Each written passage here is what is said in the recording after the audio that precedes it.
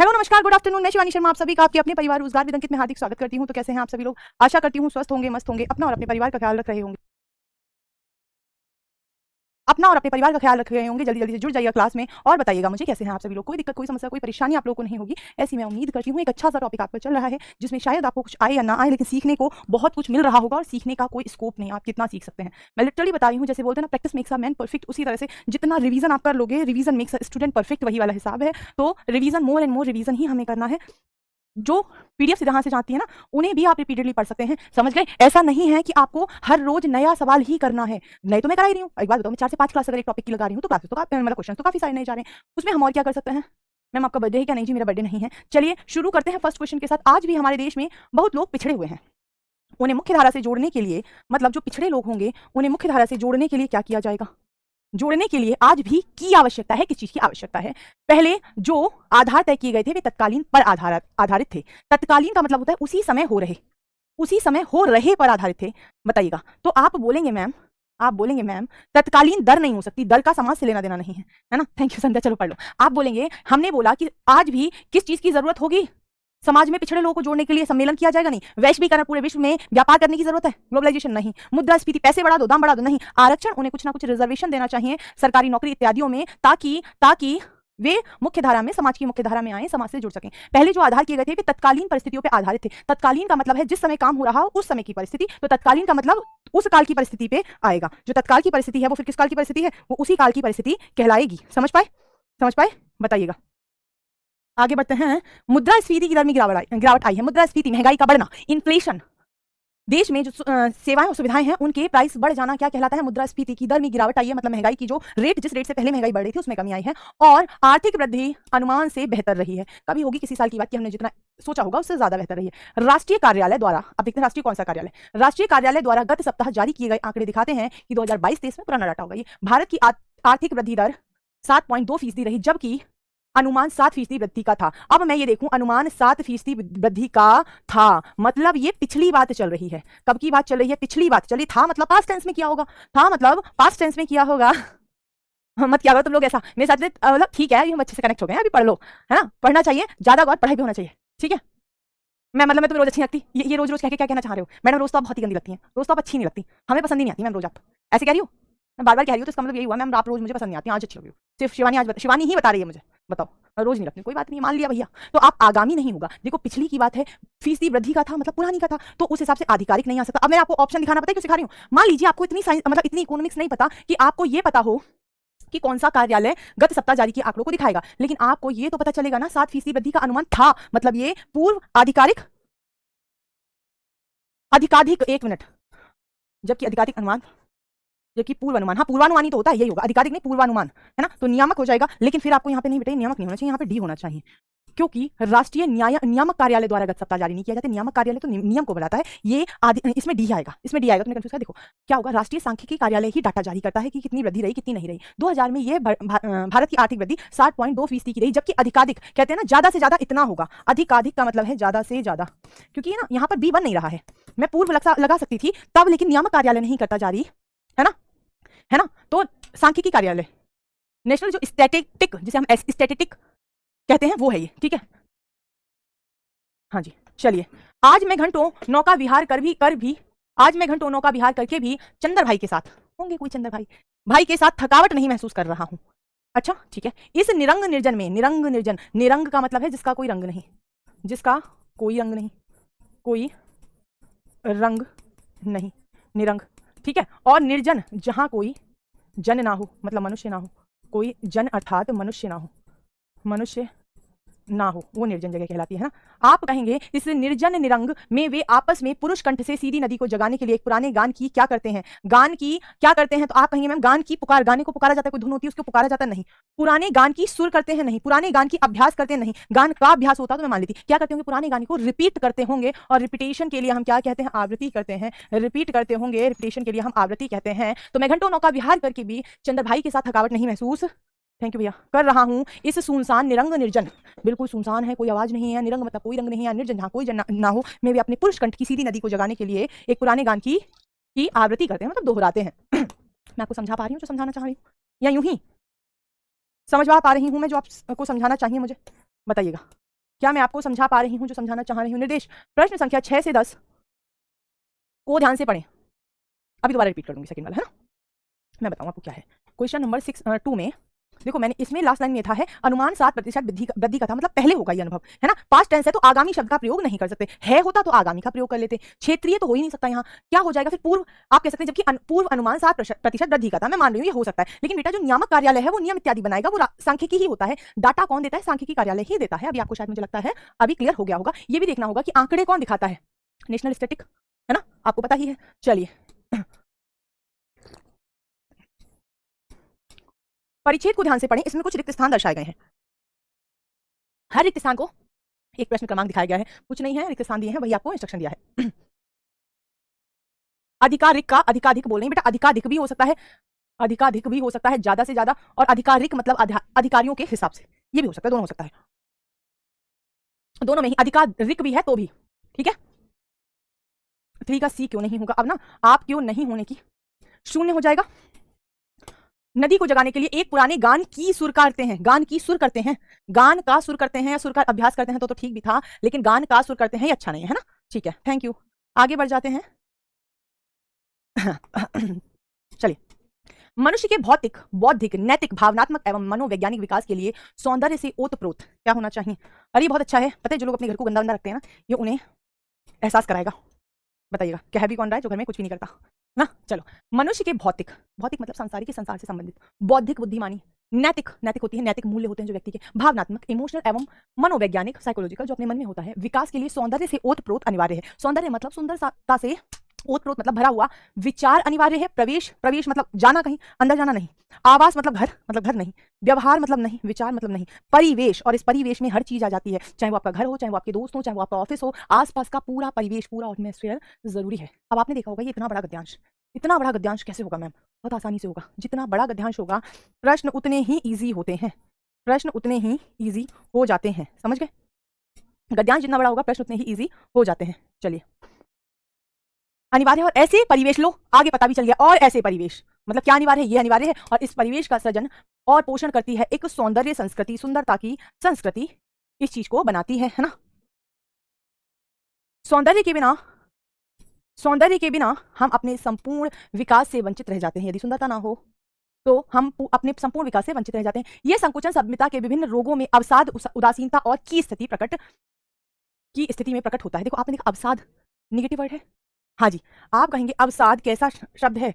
आप कहेंगे निगेटिव है। उदासीनता कैसा शब्द है? निगेटिव है। और ऐसे जब निगेटिव शब्द होते हैं तो उनके साथ जोड़ने के लिए भी कोई ना कोई निगेटिव शब्द होता है। अवसाद, उदासीनता और आशा तो पॉजिटिव हुआ, तो ये तो होगा नहीं। सौंदर्य पॉजिटिव, भावात्मक पॉजिटिव, सिर्फ एक ही निगेटिव शब्द है यहाँ पे, निराशा सॉरी।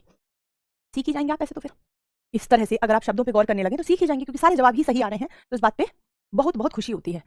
उदासीनता और निराशा की स्थिति में प्रकट होता है, जो संयुक्त रूप से हमारे अस्तित्व की जड़ों को कुरेदते हैं, अस्तित्व की जड़ों की हम क्या हैं इस चीज का हमें एहसास कराते हैं। ठीक है, आगे तो 8 आएगा, हमारे अस्तित्व की जड़ों को कुरेदते हैं। सौंदर्य जीवन के सामंजस्य की अभिव्यक्ति है। जीवन में बहुत पहलू होते हैं, उन सब पहलुओं में तालमेल बिठाने को हम सामंजस्य कहते हैं। सामंजस्य की अभिव्यक्ति है। पिछली की महान कला, पिछली रात की, एक रात की महान कला नहीं, पिछली यात्रा की महान कला नहीं, पिछली साल की महान कला नहीं, पिछली गतिविधियों की महान कला नहीं, पिछली सहस्रावधियों मतलब हजारों सालों की, पिछली हजारों सालों की महान कला को अद्भुत ऊर्जाओं की शक्ति और उसमें निहित जीवन वर्धक, अद्भुत ऊर्जाओं की शक्ति जो हमने अब से पहले हमारी हजारों साल की संस्कृति रही है, गतिविधियां नहीं आएगा, यहाँ आएगा सहस्रावधियां, हजारों साल, अद्भुत ऊर्जाओं की शक्ति और उसमें निहित जीवन वर्धक सुसंगता, जीवन को देने वाली सुसंगता, है ना? जीवन देने वाली या जीवन को आगे बढ़ाने वाली सुसंगता के कारण महान माना गया है। सौंदर्य एक शक्तिशाली पहलू है, कैसा है? स्ट्रॉन्ग पक्ष है। प्लेटो ने तो सौंदर्य को क्या कहा है? ईश्वर कहा है। एक दार्शनिक रहे हैं प्लेटो, इसके सुकरात के शिष्य थे और अरस्तु के गुरु थे ये, है ना? इन्होंने सौंदर्य को ईश्वर कहा है। इन्होंने कहा है जहां सुंदरता है वहां ईश्वर है, ईश्वर ही सौंदर्य है और कोई सौंदर्य है नहीं, है ना? या थोड़ी मतलब इसे थोड़ा कम ब्रॉड में बताया। प्राकृतिक विकास नकली और स्थूल चीजें नहीं करता। आपको पता ही है जितनी भी नेचुरल चीजें होती हैं, एटमॉस्फेयर मतलब नेचुरली बनती हैं, नेचर ही देख लो, सुंदर होता है, ये बोला है। जब भी सौंदर्य खिलता है तो विकास खिलता है। यदि कहीं सुंदरता ज्यादा है तो वहां डेवलपमेंट ज्यादा होगा। मान लो आप किसी जगह लैंडस्केप बन रहा है तो लोग क्या सोचेंगे? इसके आसपास घर मिलना चाहिए, इसके आसपास रहने के लिए आवास बनने चाहिए।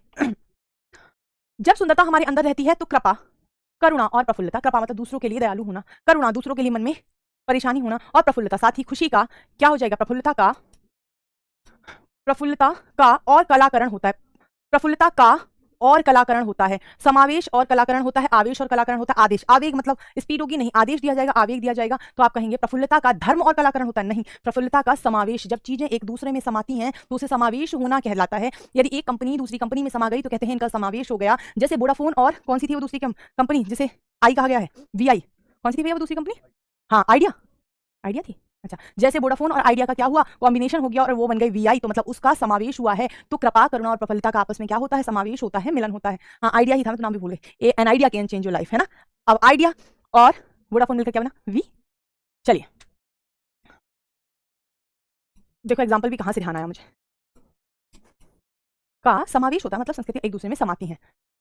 परंतु ऐसा नहीं कि केवल प्राकृतिक विकास ही उसकी सुंदरता का सृजन कर रहा है और हमें इस सुंदरता का आनंद लेना है। पर ऐसा नहीं है कि सिर्फ नेचर सुंदरता बना रहा है और हम सिर्फ आराम से बैठ के सिर्फ आइडिया मतलब क्या आइडिया सिर्फ आनंद लेंगे। हमें इस सुंदरता को बढ़ाना होगा, मनुष्य को इस सुंदरता का सह सृजन करना। एक बात बताओ, कोई पेड़ है और उसके नीचे बहुत सारे, अब पेड़ है, पतझड़ आएगा तो पत्ते झड़ेंगे, उस समय वो पेड़ अच्छा नहीं लगेगा, लेकिन नए पत्ते आते ही अच्छा लगने लगेगा। तो उसके आसपास की गंदगी तो हम ही साफ करेंगे, तो इसका मतलब प्रकृति से हमें तालमेल बिठाना है। कोई पौधा उग आया, मान लो फूल का, तो हमें उसको पानी देना चाहिए, है ना। तो प्रकृति में हम सहसृजन भी करते हैं, साथ में मिलाते भी हैं प्रकृति को, है ना।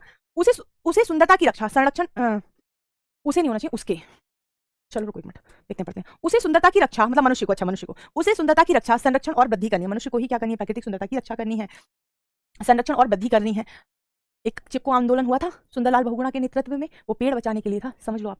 तो हमें तो प्रकृति से, नेचर से मेल रखना ही पड़ेगा। उसे कर्म के माध्यम से सुंदरता का वर्ण करना है, उसे कर्म के, काम के माध्यम से क्या करना है, सुंदरता को का वर्ण करना है, मतलब चुनना है। सुंदरता के अस्तित्व के लिए हमारे दर्शन को मूल्यों से उक्त होना चाहिए। कैसे मूल्यों से? सख्त, देखो सस्ते तो होंगे नहीं, जिद्दी भी नहीं होंगे, खराब भी नहीं होंगे, सौंदर्य मूल्यों से युक्त होना चाहिए, है ना। अस्तित्व के लिए हमारे दर्शन को किन मूल्यों से, सामाजिक मूल्यों से तो समाज का सृजन होगा, सौंदर्य मूल्यों से युक्त होना चाहिए। कैसा था पैराग्राफ? अब सुंदरता बहुत तरह की होती है, इसमें प्राकृतिक सुंदरता की बात की गई। सुंदरता जो हम कह देते हैं ना, बाह्य आवरण, चेहरा, ये सब सुंदरता नहीं है, वाणी, ये सब सुंदरता नहीं है। सुंदरता क्या है? व्यक्ति नैतिक कितना है, दूसरों के प्रति संवेदनशील कितना है, उसका बौद्धिक स्तर क्या है, दूसरों की विचारधारा को समझने में वो कितना आगे है, आध्यात्मिक स्तर क्या है, मानसिक स्तर क्या है, उसकी सोच कैसी है, वो सुंदरता का निर्धारण होता है ना। जिस कहते हैं उसके सिद्धांत कितने दृढ़ हैं, नहीं नहीं आएगा, उसके सिद्धांत कितने दृढ़ हैं, इन चीजों को देखना पड़ता है। समझ पाए हैं आप सभी लोग? अगर समझ पाए हो तो मैं आगे बढ़ जाऊं, चलिए, है ना। अगला देख लेते हैं गद्यांश। ये मेमोरी बेस्ड पीवाईक्यू है। पीवाईक्यू है कैसा? मेमोरी बेस्ड, मेमोरी बेस्ड मतलब बच्चों की स्मृति के अनुसार जो पीवाईक्यू बन जाते हैं, प्रीवियस क्वेश्चन बन जाते हैं, ये वही है। प्रतिदिन बुजुर्गों को प्रणाम करने से और उनकी क्या करने से, देखो, करने से व्यक्ति की आयु, विद्या और शक्ति और यश में होती है। अब आपसे मैं बोलूं,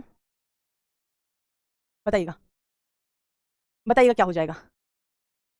इंटरेस्टेड था नहीं, इंटरेस्टिंग था। See, there is a difference between interested and interesting. Interested means, interested is an adjective कि व्यक्ति, any person is interested in something, है ना। इंटरेस्टेड पीपल हम कहते हैं ना, that's a type of adjective. But interesting, हाँ, interesting is about paragraph, it was interesting and I was interested in it, है ना। The paragraph was interesting and I was interested in it. Okay, चलिए। ये, अरे मैंने कब कहा इतना बड़ा गद्यांश याद कर, मैम इतना बड़ा गद्यांश बच्चे कैसे याद करके जा सकते हैं? क्या बात कर रही हो बेटा, ऐसा नहीं होगा, ऐसा नहीं होगा कि, हाँ, है ना, बी और सी दोनों बता रहे हो, याद थोड़ी करना है, तो सीखना है। ये कब मैंने आपसे बोला इसे याद कर लो, ये याद करने के लिए नहीं होता। चलिए, प्रतिदिन बुजुर्गों को मतलब अपने से बड़ों को प्रणाम करने से और उनकी क्या करने से, सेवा करने से, इज्जत करने से, सेवा तो आप कहेंगे मैम एबीसी तीनों बन सकता है फर्स्ट में। तो व्यक्ति की आयु, विद्या, शक्ति और यश में बढ़ होती है, ज्यादा नहीं, बढ़ नहीं, वृद्धि होती है। बेटा ये बढ़ की जगह अगर बढ़त होता तो हो जाता ना, ए और बी दोनों, और बी सी तो होगा ही नहीं। सेवा करने से व्यक्ति की यश में वृद्धि होती है, A only, A only, A only, ए, मान जाओ, मान जाओ, समझे, मान जाओ, ओनली ए होगा। अरे भैया बी क्यों होगा, बढ़त थोड़ी लिखा है, बढ़ लिखा है, बढ़। और बी तो कैसे भी नहीं होगा, सी तो बिल्कुल नहीं होगा। शक्ति और यश में ज्यादा होती है, क्या ज्यादा होती है भैया? कुछ ज्यादा नहीं होती। चलिए आगे बढ़ते हैं। मछली जल में है और मनुष्य में अकेला है, आप बताओ क्या हो जाएगा? मतलब दो लोग लगभग समान स्थिति में परेशान हैं। बढ़त होता है, बढ़ कुछ नहीं होता, बढ़ एक धातु है, बढ़ना क्रिया है, इस तरह से बढ़त हो जाएगा, बढ़ नहीं होगा। मछली जल में है और मनुष्य अकेला है। मछली जल में ये बताने लगे, मछली जल में रहना है और मनुष्य भीड़ में अकेला। अरे नहीं भैया, मछली, हाँ जी बताएं, इसका बताओ, इसका बताओ। गया गया, वहां बढ़ोतरी होता, बढ़त होता, बढ़त भी कह देते हैं, बढ़ोतरी भी कहते हैं, दोनों ही कह सकते हैं। बताइएगा, बताइएगा, बताइएगा। मछली जल में प्यासी है और मनुष्य भीड़ में अकेला है। इसका मतलब ये है व्यक्ति के पास जो भी होता है वो उसमें संतुष्ट नहीं होता। आप सभी के जवाब सही आए, I am very very happy. तुम कितने अच्छे स्टूडेंट्स हो, सच में बहुत अच्छे स्टूडेंट्स हो, बहुत अच्छे स्टूडेंट्स हो, सारे जवाब सही देते हो, मुझे बहुत अच्छा लगता है। मतलब कुछ अलग ही बैच मिला है मुझे, वाकई बहुत अच्छे स्टूडेंट हो तुम लोग, बहुत जल्दी चीजों को ग्रैप्स करना सीखते हो। पहले दिक्कत होती है, सभी को होती है, स्टूडेंट किस बात का, अगर उसे एकदम से समझ में आ जाए कुछ भी थोड़ा तो टाइम लगता है, और जब लगता है उसके बाद में एक फ्लो बन जाता है। अब शायद मेरे पढ़ाने का तरीका आपको समझ में आ गया। ई होगा मैम जी। हाँ, मछली जल में प्यासी है और मनुष्य जीवन में अकेला। हाँ, ये भी ठीक है, ये भी ठीक है बेटा, बी और सी। हाँ हाँ, ई हो जाएगा। मनुष्य भी जिंदगी में भी तो मनुष्य अकेला ही है, तो बी भी हो सकता है, मतलब सी भी हो सकता है। परंपराओं की आड़ में का शोषण कदापि नहीं है। अब बताओ, परंपराओं में की आड़ में नारी का शोषण कदापि उचित नहीं है, ठीक है। परंपराओं की आड़ में स्त्री का शोषण कदापि जायज नहीं है, ठीक है। परंपराओं में की आड़ में महिलाओं का शोषण कदापि उचित नहीं है, तो ये भी हो जाएगा। परंपराओं की आड़ में महिलाओं का शोषण कदापि जायज नहीं है, ये भी हो जाएगा। उपरोक्त सभी हो जाएंगे। ये पर्याय दे दिए, ये क्या किए, तीनों पर्याय बना दिए, पर्याय बना दिए, तो सभी का अर्थ लगभग समान है, ये भी पर्याय है, ये दोनों भी पर्याय है, तो सबका अर्थ जब समान होगा, जब अर्थ समान होगा तो बात बन ही जाएगी, है ना जी। नेक्स्ट देखते हैं, आधुनिक युग हम सभी को के दौर से निकल कर की दुनिया में ले आए। निकल कर नहीं होगा, निकाल कर आएगा। आधुनिक युग हम सभी को कल के दौर से निकाल कर आ के दौर में ले आया है। नहीं नहीं नहीं नहीं, आज लिखना चाह रहा होगा, ये खाली आ लिख दिया है आज। आधुनिक जीवन हमें कल के दौर से निकाल के आज के दौर में ले आई, कोई बात हुई। देख लो, आधुनिक युग हमें, हम सभी को साधना के दौर से, जब हम चीजों का चिंतन करते थे, चीजों के बारे में सोचते थे, आध्यात्मिकता साधना करते थे, उस दुनिया से निकाल लाया है। और किस दौर में ले आया है, निकाल कर की दुनिया में ले आया। आज की दुनिया में नहीं, साधनों की दुनिया में ले आया है। साधन मतलब आप कहते हैं रिसोर्सेज की दुनिया में ले आया है, भी हो जाएगा सही जवाब, ठीक है। हमारी वहां ए और बी नहीं, ए और बी नहीं, ए नहीं होगा, ए कोई उपयुक्त बहुत ऑप्शन बन नहीं रहा है, ठीक है। हाँ जी। अत्यधिक संग्रह को कबीर मानते थे। क्या मानते थे, कबीरदास। मतलब आज तक के कह सकते हैं लेखन में यदि किसी ने झंडे गाड़े हैं, स्पष्ट था, तटस्थ था, मतलब सामाजिक दुर्गुणों पे जो करारी चोट की है, तो कबीर से बेहतरीन कवि तो कोई रहे ही नहीं है। वो अलग बात है, कवि ही थे, मतलब कवि क्या आप बोलोगे मैम, कवि नहीं थे वे तो बहुत बड़े लेखक थे। अरे भैया कवि ही थे, कबीर कवि थे, है ना। जो कविता करता है वो कवि है, वो दोहे इत्यादि लिखते थे उस समय, वही कविता थी। समस्या और तकलीफ में बहुत अंतर है। तकलीफ हालांकि एक तरह से आप कहोगे समस्या हिंदी का शब्द है, पहला अंतर, समस्या हिंदी का शब्द है, तकलीफ उर्दू का शब्द है। दूसरी बात यह है, समस्या होती है एक समय के लिए आती है, उसका समाधान हो सकता है। तकलीफ व्यक्ति को निजी भी हो सकती है, मन में भी हो सकती है, और अगर कोई व्यक्ति शारीरिक पीड़ा झेल रहा है उसे भी तकलीफ कहा जा सकता है। उस तकलीफ का समाधान नहीं होता, तकलीफ का मतलब तकलीफ धीरे धीरे कम होती है, समस्या का निवारण तुरंत भी हो सकता है। इस तरह से छोटे छोटे अंतर हैं। बहुत ज्यादा धन को कबीर पाप मानते थे, बिल्कुल सही है, पाप मानते थे, है ना। ये ए और सी लिख लो या बी और सी लिख लो, यहाँ पे गलत लिखा है। अत्यधिक ज्ञान को कबीर अच्छा मानते थे। भैया कोई भी महापुरुष होगा वो ज्ञान को अच्छा ही मानेगा। अत्यधिक धन को कबीर, धन संग्रह को कबीर गलत मानते थे, ये भी ठीक है। तो उपरोक्त सभी बन जाएंगे एक तरह से, है ना। अब ऐसे ही क्वेश्चन करो बेटा, ऐसे क्वेश्चन बीच में मत किया करो, कोई अंतर नहीं होता, एक ही पर्यायवाची है, पर्यायवाची है, ठीक है। शक्ति होती है पावर, फॉर इंस्टेंट कितनी लग रही है, ऊर्जा होती है कंटिन्यू चलते रहने के लिए। ऐसे हिंदी में तो पर्याय में थोड़े थोड़े ही अंतर है। चलिए एक तो और करा देते हैं ना, ये वाला तो करा ही देते हैं। हाँ जी, इसमें है 1 2 3 4 5 6 7 8, 8 है इसमें। किसी भी पद्यांश और गद्यांश के मुख्य भाव या विचार को बिना छोड़े, मेरा एक भी गलत नहीं हुआ, दैट्स गुड, दैट्स ग्रेट, अच्छा कर रहे हो आप लोग। किसी भी पद्यांश, पद्य मतलब कविता के अंश, गद्यांश गद्य के अंश के मुख्य भाव मतलब जो कहना चाह रहा है वो, हाँ वही तो उसमें गलत कहाँ लिखा है, ज्ञान गलत कहाँ लिखा है, अच्छा मानते थे, मैंने ये बोला ना, ज्ञान को अच्छा मानते थे, अत्यधिक ज्ञान को अच्छा मानते थे। अत्यधिक ज्ञान गलत क्यों हो जाएगा, कहाँ लिखा है गलत, गलत लिखा ही नहीं, अच्छा लिखा है। पद्य मतलब पद्यकांश, गद्य मतलब गद्यकांश के मुख्य भाव मतलब उसका जो मेन चीज है उसे भाव को बिना छोड़े में लिखकर सार लेखन कहा जाता है। में बिना छोड़े में लिखना सार लेखन कहा जाता है। संक्षेप में लिखना, संक्षिप्त में लिखना, संक्षेपण में लिखना। आप कहेंगे संक्षेपण में नहीं लिखा जाता, संक्षेपण एक पत्र का प्रकार है, मतलब एक फॉर्मेट होता है पत्र टाइप का ही। आप कहेंगे सार में लिखना नहीं, संक्षिप्त में लिखना। संक्षिप्त तो वो लिखने के बाद होगा, संक्षिप्त तो वो लिखने के बाद होगा। पहले तो हम कोशिश क्या करेंगे कि हम संक्षेप में लिख पाएं, कम शब्दों में लिख पाएं, तो संक्षेप हो जाएगा। संक्षेप में लिखना सार का लेखन कहा जाता है। किसी भी विस्तृत लेख अथवा आख्यान आदि के सार में निहित तथ्यों एवं सूचनाओं को, किसी भी विस्तृत बहुत विस्तार वाला लेख है अथवा आख्यान आदि के सार में निहित तथ्यों एवं सूचनाओं को सरल भाषा में, सरल के साथ में क्या होगा, सरल भाषा में, सरल दुर्बोध जो समझने में कठिन हो, अबोध जो समझ में ही नहीं आया लिखा क्या है, और सुगम कहीं आराम से जाने योग्य नहीं, आप कहेंगे सुबोध जिसको ठीक से जाना जा सके, जिसे जानना आसान हो। सुबोध भाषा में इस प्रकार प्रस्तुत करना होता है, किसी भी भाषा का मतलब जो लिखा जा रहा है उसे इस प्रकार प्रस्तुत करना होता है कि मूल की भावना, मूल उदाहरण की भावना, मूल उदाहरण की भावना नहीं, उद्धरण चिन्ह होता है, उद्धरण की भावना नहीं, इनमें से कोई नहीं है। मूल विषय नहीं होता, विषय ही मूल होता है। मूल अवतरण मतलब पैराग्राफ, चाहे वो काव्य का हो चाहे वो गद्य का हो, मूल के साथ में विषय नहीं लगता, मूल खुद में विषय होता है ना भैया। मूल क्या है, विषय ही तो है। देखो है ना, सूचनाओं को सरल अवतरण भाषा में इस प्रकार प्रस्तुत करना होता है कि मूल अवतरण की मुख्य बातें उसके 1/3 हिस्से में ही आ जाएं। सार लेखन में आपकी भाषा की समझ आपकी भाषा की समझ, आप जितना भाषा को समझ पा रहे हैं, और पुनरुक्ति मतलब रिपीट करोगे, एक तिहाई में लिखना है, पुनरुक्ति की तो होगी नहीं, प्रदर्शन किसी को दिखाना थोड़ी है, प्रदर्शन थोड़ी लिख रहा है, नहीं, प्रस्तुति नहीं, अभिव्यक्ति, विचार एवं अभिव्यक्ति, अपने मन की बात ठीक से कह पाना क्या कहलाता है? अभिव्यक्ति कहलाता है। अभिव्यक्ति की क्षमता की परख होती है। मंशु एंड में, हर्षित एंड में बात करूंगी, क्लास के बीच में नहीं, ठीक है, क्षमता की परख होती है।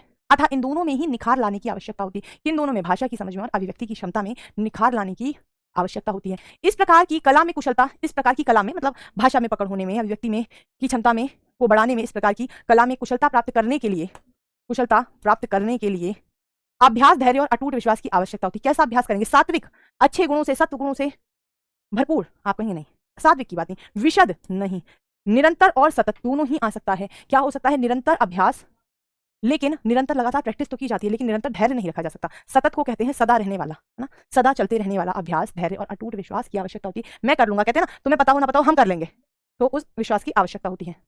सार लेखन में आप पूरी तरह से बंधे रहते हैं, जो संक्षिप्त करना होता है, उसका सार बनाना होता है, उसमें आपको पूरी तरह बंधे रहना होता है। बंधे रहते हैं, से खेल नहीं सकते। किससे खेल नहीं सकते? कल्पना से खेल नहीं सकते, कलात्मकता से खेल नहीं सकते, विचारों से खेल नहीं सकते, दूरदर्शिता, आगे तक की सोचने की नहीं, विचारों से नहीं, आप कहेंगे कलात्मकता से नहीं, कल्पना से नहीं, बताओ क्या होना चाहिए? आप पूरी तरह बंधे रहते हैं। और 31 में क्या लिखा? से खेल नहीं सकते। किससे खेल नहीं सकते? ठीक है, आप क्या कहेंगे? से खेल नहीं सकते। किससे? आप कल्पना से नहीं खेल सकते। ऐसा नहीं है कि आप जो सोच रहे हैं आप सिर्फ कल्पना करेंगे, सार में नहीं, सार को मुख्य बिंदु से ही जुड़ा होना चाहिए, कल्पना से नहीं चलता ये, कल्पना की से खेल नहीं सकते। सार लेखन के लिए आप अनुच्छेद,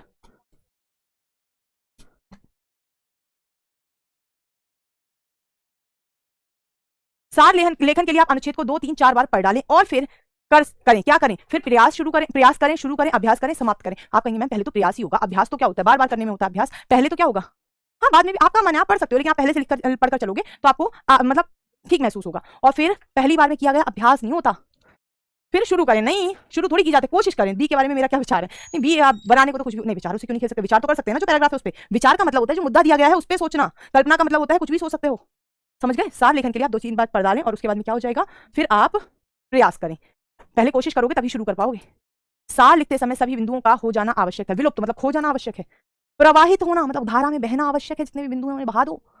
समाप्त होना आवश्यक है, नहीं, समाहित होना आवश्यक है। मैं जैसे अभी समावेश बताया था, उस समावेश का ही अर्थ एक और क्या होता है? समाहित, एक दूसरे में समा जाना। ये जितने बिंदु हैं उन सभी को उस सार में समा जाना चाहिए।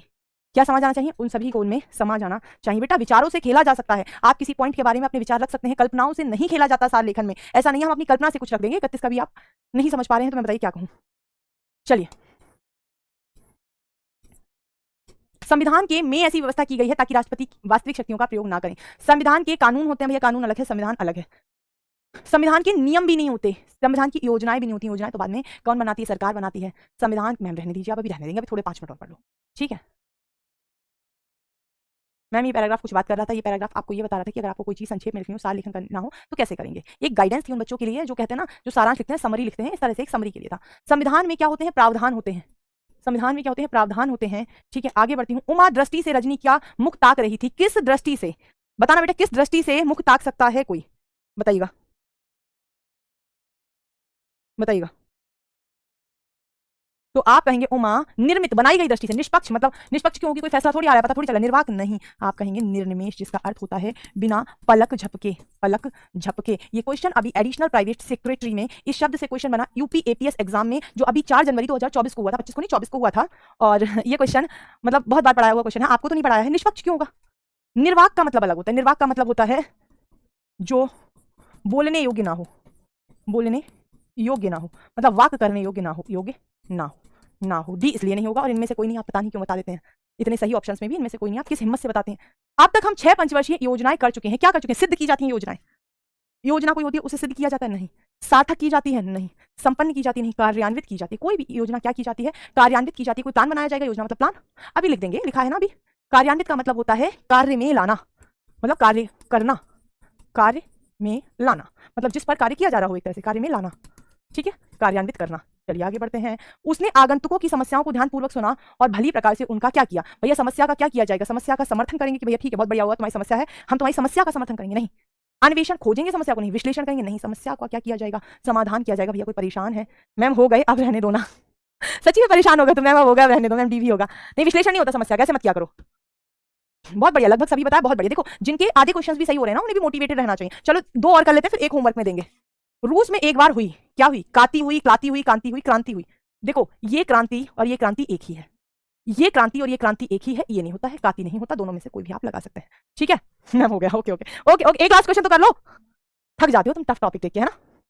मैम बहुत पढ़ाई कर रहा हूँ, अपनी तरफ से कोई कमी नहीं रख रहा हूँ, फिर भी डाउट रहता है। एक बात बताऊँ, जब तक स्टूडेंट हो तब तक डाउट रहेगा। वो स्टूडेंट ही नहीं जो डाउट नहीं रखता, डाउट वही रखेगा जिसकी बुद्धि उतना सोच पा रही है ना, जिसकी बुद्धि उतना सोच पा रही है उसमें ही तो डाउट आएगा। और अभी 6 महीने हैं आपकी मेंस की परीक्षा के लिए, पूरे 3-4 महीने आपकी प्री की परीक्षा के लिए, इतनी जान लगा दो, डाउट्स रहेंगे अंत तक, क्योंकि आपकी बुद्धि उस लेवल पर है कि वो डाउट क्रिएट कर रही है, और जितनी क्रिएटिव बुद्धि होगी उतनी ही डाउट क्लियर होगा। मैम आपकी सैलरी कितनी होती है?